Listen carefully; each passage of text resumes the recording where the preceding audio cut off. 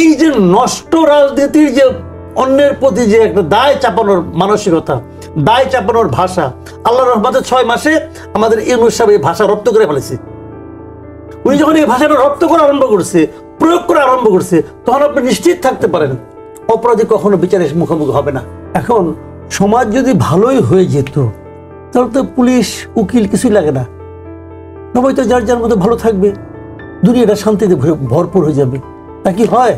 না, হয় না। কাজে সেখানে মূল জিনিসটা হলো অন্যায় লোকে করবে এবং সেই অন্যায়ের আপনি যদি সাজা দিতে পারেন, শাস্তি দিতে পারেন, সে দ্বিতীয়বার অন্যায় করতে ভয় পাবে। এই তো নিয়মটা। এখন এই যে আমরা বলছি যে মব বলছি আমরা, না শাস্তি হচ্ছে কোনটা? আমি একটা লোকের এক্সাম্পল দিই আপনাকে, যে শাহবাগের যে ঘটনাটা ঘটলো, শাহবাগের ঘটনাটা যে মেয়েটাকে এরকম মানে হেনস্থা করা হলো, সেই মেয়েটাকে কিন্তু এই মামলা তুলে নিতে বাধ্য করা হয়েছে, বাধ্য করা হয়েছে।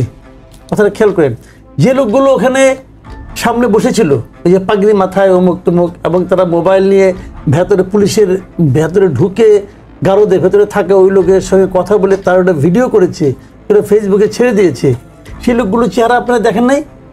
এরা কেউ অ্যারেস্ট হয়েছে? কেউ অ্যারেস্ট হয় নাই। শের খান নাকি কি যেন নাম তার একজনের, তারা তো কেউ অ্যারেস্ট হয় নাই। তাহলে ওনারা আগামীকালকে তো আবার আসবেন। আচ্ছা ঠিক আছে, গুলশানে যে ঘটনাটা ঘটলো, আমি খালি এটা বলছি না, আমি পুরো আইন শৃঙ্খলা নিয়ে বলছি। গুলশানে যে ঘটনাটা ঘটলো, বাড়ির ভেতরে লোকজন আছে, সখানে এক লোক অথবা 50-60 জন লোক ভেঙে ভিতরে ঢুকলো।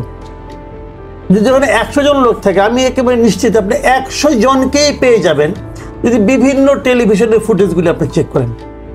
সবগুলো টেলিভিশন ওটা কিন্তু লাইভ প্রচার করেছে। 3 জনকে তারা দায়ী করছে, এটা নিয়ে আবার আপনার প্রধান উপদেষ্টা প্রেস বিশেষ মানে বাহাদুরি করে দেখালো 3 জনকে মারা ধরা হয়েছে, এটা কে মানে দিছে, এদেরকে উস্কানি দিছে, তাকে আইডেন্টিফাই করছে। আরে ভাই, উস্কানি তো দিতেই পারে, ওকে আপনি ধরেন, আমার কোনো আপত্তি নাই। এই উস্কানিতে যারা নাকি উত্তেজিত হয়ে হামলাটা করলো তাদেরকে ধরছেন, তাদেরকে আপনার সবগুলিকে ধরতেন, তাহলে কিন্তু আর কেউ উস্কানি দিলেও কেউ আসতো না। উস্কানিটা কখন দেয়? যখন উস্কানিতে কাজ হয় তখন উস্কানি দেয়, নাহলে উস্কানি দিত না। কয়েকদিন আগে একটা ঘটনা আমি বলি, এটা কেউ দেখলাম যে খুব বেশি একটা নাড়াচাড়াও পড়ে নাই। পটুয়াখালীতে এক দম্পতি যাচ্ছে ডাক্তারের কাছে মোটরসাইকেল, পটুয়াখালীর কলাপাড়ায় বাইকে করে যাচ্ছে, পথে 10 জন যুবক তাদেরকে থামাইছে, থামাই বলছে এটা পরকীয়া অমুক তমুক হাবি যাবি বলে তাদের পিটাইছে, ভিডিও করছে, শ্লীলতাহানি করছে। করার পর অবস্থা এমন দাঁড়াইছে যে ওরা 2 স্বামী স্ত্রী 2 জনে হসপিটালে গেছে। পুলিশ আসছে, আসার পর তারা তখন বলছে যে আমরা তো স্বামী স্ত্রী। তখন তার ফ্যামিলি থেকে লোকজন আসছে, কাবির নামা আনতে হয়েছে, আমরা তবে দেখা গেছে হ্যাঁ তারা স্বামী স্ত্রী। তা আমরা তো এই দেশে বাস করছি যে একজন ছেলে এবং মেয়ে যখন রাস্তা দিয়ে হাঁটবে তাকে তার ডকুমেন্ট নিয়ে ঘুরতে হবে। স্বামী স্ত্রী যদি ভাই বোন হয় তাহলে আপনার বাপের কাছ থেকে নিয়ে আসতে হবে, তারা ভাই বোন। তা আমরা এই দেশে বাস করছি। এখানে বসে আমার দেশের যিনি প্রধান শাসক আমাদের ইউনূস সাহেব, উনি আজকে নারীদের সমাবেশে কি বললেন, কি বলছেন উনি বলেন? উনি বলেছেন যে পতিত সরকার তারা নাকি এটা করতেছে। আপনি ওনার কথাটা শুনেন। উনি বলেছেন যে পতিত স্বৈরাচার দেশে নৈরাজ্য সৃষ্টি করতে বিপুল পরিমাণ অর্থ বিনিয়োগ করেছে, অর্থ বিনিয়োগ করছে। ওকে, আপনি 2 একটা ধরছেন, 2 জন লোককে ধরে বলেন এই লোকটা পতিত স্বৈরাচারের অর্থের কারণে এরা আসছে। এই যে শের খান যে কাজটা করলো, একে ধরে আপনি প্রমাণ করেন শের খানকে কি পতিত স্বৈরাচার পাঠাইছে? যদি পাঠিয়ে থাকে, পাঠাতেও পারে, আমি অস্বীকার করছি না, যদি তাকে পাঠিয়ে থাকে প্রমাণ করেন। আপনি আপনার কাছে সব আছে না? শুধুমাত্র যে এই আমরা এই মার্চ মাসের এই প্রথম 7-8 দিনে যে ঘটনাগুলো দেখলাম শুধু তাই নয়, আমরা দেখেছি যে জয়পুরহাট এবং দিনাজপুরে নারীদের ফুটবল খেলায় বাধা দেওয়া হয়েছে, ফুটবল খেলার স্থানে ভাঙচুর হয়েছে। লালমাটিয়া একটা ঘটনা ঘটেছে, ধূমপানকে কেন্দ্র করে চলন্ত বাসে শ্লীলতাহানি ঘটনা ঘটেছে। আপনার কাছে কি মনে হয় যে আসলে কোন কোন খাতে তড়িৎ অ্যাকশন নিলে এই ঘটনাগুলোকে রোধ করা যেত কিংবা প্রশমন করা যেত? কোন না তো কোন এতগুলি খাত লাগবে না, একটা খাত হলো এই স্বরাষ্ট্র উপদেষ্টা সরান। একটা সিম্পল খাত, এই স্বরাষ্ট্র উপদেষ্টা 100% ব্যর্থ। উনি এই কাজগুলি বুঝেও না, করতেও পারে না, করেও না। মাঝখান থেকে রাত 3টার সময় একটা প্রেস কনফারেন্স করে পড়ছে। মানে মানুষের হয় কি, আমরা তো নানা রকম ক্রাইসিসে থাকি, উনি মাঝে মাঝে মাঝে আমাদের কিছু হাসির উপাদান যোগায় আর কি, যে এত ক্রাইসিস আছো, দুঃখে আছো, ঠিক আছে একটু হাসার ব্যবস্থা করে দিই। রাত 3টার সময় প্রেস কনফারেন্স করে বলে কি আগামীকালকে সোমবার থেকে আর কিছু দেখবেন না, সব ঠিক হয়ে যাবে, এবং তারপরে এগুলি ঘুরতেছে। তাও বলে যে আগের চেয়ে আইন শৃঙ্খলা এখন ভালো ভালো বলে ওনার প্রধান উপদেষ্টা বলে। আরো যদি আপনি বলতেন না একটাই কাজ হবে, আরো সিরিয়াসলি চাই, তাহলে পুরো উপদেষ্টা মন্ডলী ব্যর্থ হয়েছে। এদের কোনো নৈতিক অধিকার নাই ক্ষমতায় আর থাকার, কোনো নৈতিক অধিকার নাই। এরা দেশকে নিয়ে ভাবে না, দেশের মানুষ নিয়ে ভাবে না, এরা কোনো কিছু নিয়ে ভাবে না, এবং ইলেকশন নিয়েও ভাবে না। এদের ভাবার জন্য যে একটা সক্ষমতা দরকার, একটা যোগ্যতা দরকার, আল্লাহ জানে কেন এদেরকে সবাইকে মিলে একসঙ্গে দেয় নাই। এরা আছে গেলে আত্মগর্ব করার জন্য, আর পলিটিশিয়ানরা কি কি ভুল করছে এটা বলার জন্য। হ্যাঁ, পলিটিশিয়ান অনেক ভুল করছে, আবার শুদ্ধ তো পলিটিশিয়ানই করছে। তা আপনারা কি কি শুদ্ধ করছেন গত 7 মাসে বলেন না ভাই, আমরা একটুখানি গত 7 মাসে আপনারা কি এমন কাজ করছেন যেটা দেখে আমরা মুগ্ধ হয়ে যাচ্ছি। আপনারা বলছেন আমরা অনেকগুলি সংস্কার কমিশন করছি, এই কমিশনগুলিকে আপনাদের মার্ক হয়েছে? আপনারা এখানে যে কোনো কিছু হলেই বিদেশি নাগরিক এক থেকে নিয়ে আসেন, হাজির করেন যে এই সব আমার সমাধান করে দেবো। আমার দেশের লোক নেই না, সব বাইরে থেকে লোক আমদানি করতে হবো, আমেরিকার নাগরিক, অমুক নাগরিক, তো এদের লোক ওই প্রীতি, বিদেশ প্রীতি, আমাদের দেশের লোক কিছু পারে না, সব বাইরের থেকে আনতে হবে। কি করতেছে, কি হয়েছে এটা কি? এই যে আলী রিয়াজ সাহেব একটা শুরু করছে, সংবিধান সংস্কার কমিশন করছে, দেখেন না, খালি আলোচনাটা শুরু হোক, দেখেন পলিটিক্যাল পার্টিগুলো এটা কি করে, এটা নিয়ে হয়েছে কি, হয়েছে এটা কি, এইগুলি কি বলবেন? মানে ওনারা ওনাদের মতো করে করতেছেন, মনে করতেছেন বিশাল কিছু কাজ করে ফেলেছি। ভাই, এনজিওর কাজ আর দেশ চালানোর কাজ এক জিনিস না। না, যেটা তো আপা বললেন, মূল কথা ওইটাই, যে অপরাধের সঙ্গে যারা জড়িত তাদের ব্যাপারে সরকারের ত্বরিত ব্যবস্থা নিতে হবে। ব্যবস্থাটা মানে কি আমি বলি আপনাকে, সরকারকে এমন আচরণ করতে হবে যাতে নাকি এই ধরনের অপরাধীরা মনে করেন যে এই কাজটা করলে আমাকে শাস্তির মুখোমুখি হতে হবে। রাজনৈতিক দলগুলোর কোনো দায়িত্ব আছে ক্ষেত্রে? আছে, কিন্তু প্রাথমিক দায়িত্ব হলো সরকারের। কারণ বিএনপির আপা যায় যদি একজন লোককে ধরে নিয়ে এসে আমি তখন তোমাকে অ্যারেস্ট করলাম, হবে না তোরে ভাই? পুলিশকে তো কাজটা করতে হবে, সরকারকে কাজটা করতে হবে, এবং এই কাজটা করার জন্য তো ওখানে ওনাদেরকে বসানো হয়েছে। ওনারা তো বিসিএস পরীক্ষা তো এখানে আসে নাই রে ভাই, জি, পাবলিক তারা বসাইছে, তাদের এই কাজটা করা উচিত। 1 মিনিট, তাদের দলের 2 জন জ্যেষ্ঠ নেতা আজকে মন্তব্য করেছেন, এবং একজন নেতা অর্থাৎ রুহুল কবির রিজভী জ্যেষ্ঠ যুগ্ম মহাসচিব, তিনি বলেছেন যে উগ্রবাদী গোষ্ঠীর মদতে নারীদের প্রতি হেনস্থা চলছে। মানে আপনাদের আসলে আশঙ্কাটা কোন দিকে, কি হতে, মানে কি ধরনের আশঙ্কা আপনারা করছেন? ধন্যবাদ আপনাকে, যারা শুনছেন আমার শুভেচ্ছা অভিনন্দন, আমার সহালোচক বৃন্দকে শুভেচ্ছা।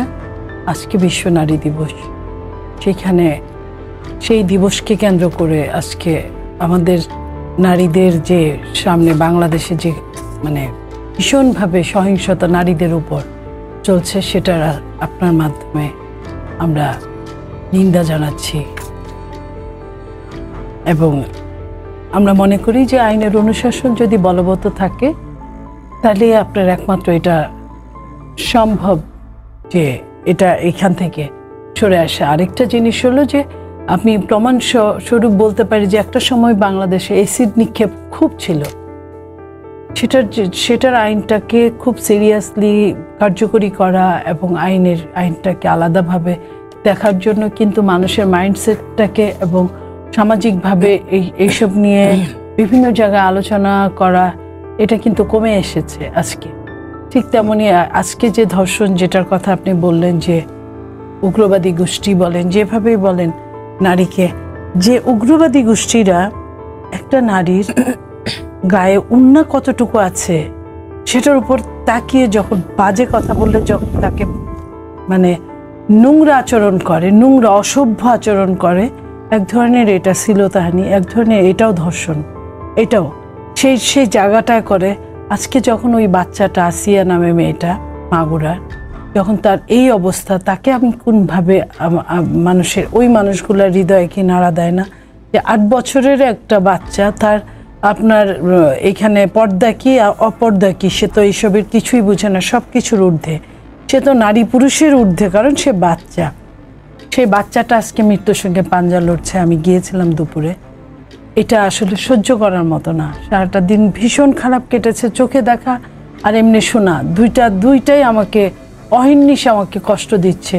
আমি এই নারী দিবসকে, আমি আসিয়াকে দেখে আমার নারী দিবসের কথা, যে এখন পর্যন্ত প্রায় 100 বছর হয়ে গেছে যে নিউ ইয়র্কের যে নারীরা আন্দোলন করে তারা একটা জায়গায় পৌঁছেছিল, এবং আজকে নারী দিবস সারা বিশ্বে সেই সময়টাতেও বাংলাদেশ আমরা এত বেশি, আমাদের কিছু মানুষ, কিছু পুরুষরা এত বেশি ক্ষুধার্ত হায়ানা হয়ে গেছে যে তারা স্থান, কাল, পাত্র, কোথায় কি করতে হবে কিছুই জানে না।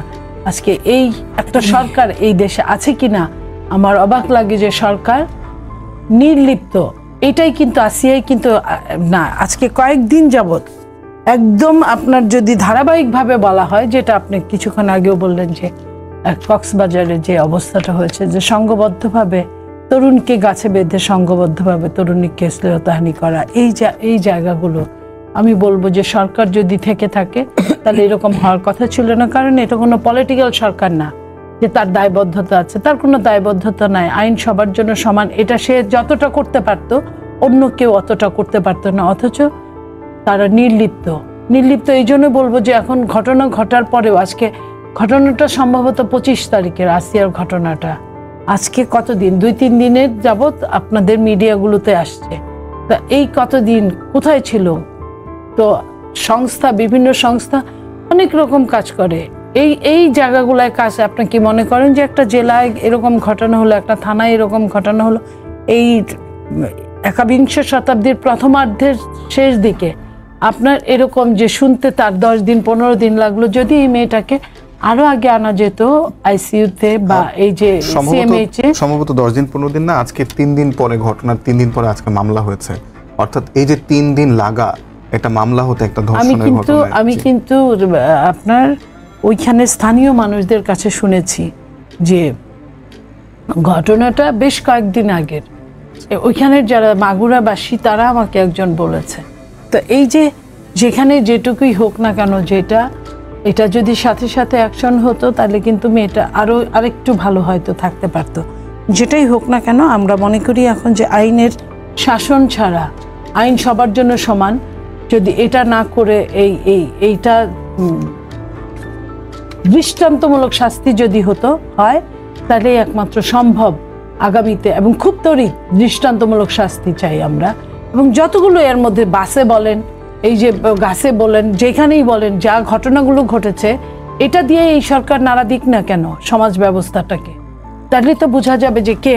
কক্সবাজারে আপনার মনে পড়ে যে 2-1 মাস আগে আপনার ওখানে নারীদেরকে টর্চার করা হয়েছে একরকম, যে কেন তারা এই দিকে আসছে, কেন তারা এইখানে, তাদের বুরকা নাই কেন, নেজা হেজাব নাই কেন, এই যে এই ধরনের জিনিসগুলো যদি সাথে সাথে যদি অ্যাকশনে যেত সরকার, যে এটা কেন বললো, সিরিয়াস অ্যাকশনে, এবং যে দলগুলো এই কাজগুলো করছে সেই দলগুলোকে যদি অ্যালার্ট দিয়ে দিত, রেড অ্যালার্ট দিয়ে দিত, তাহলে কিন্তু তারপরের ঘটনাগুলো হতো না, যেটা অহরহ এখন সব জায়গায় হচ্ছে, যেটা ঢাকা বিশ্ববিদ্যালয়ে হলো, তার তো আর বাদ থাকে না কোথাও। এই আজকে আপনি যে কথাগুলা বলছি আমরা, এই কথাগুলো বলার প্রয়োজন পড়তো না যদি প্রথম দিকে যদি সরকার এই ব্যবস্থাগুলো নিত। সরকারের মধ্যে তো বেশ নারী নেত্রীও আছে, নারী নেত্রী না, নারীরাও তো অংশগ্রহণ করেছে, নারী আপনার উপদেষ্টা, তারা কি করে? তাদের কি খারাপ লাগে না? আমাদের যেমন খারাপ লাগে, একটা সময় তো আমরাও খারাপ লেগেছে বলেছি, তারাও বলেছে টকশোতে আপনাদের এখানে এসে। তাহলে এখন তাদের খারাপ লাগাটা কি ওই পতিত সরকারের মতো হয়ে গেল? তারা এই সহ্য করার, তারা কেন কোনো কথা বললো না? তারা কেন এসে এটার জন্য কিছু বলছে না?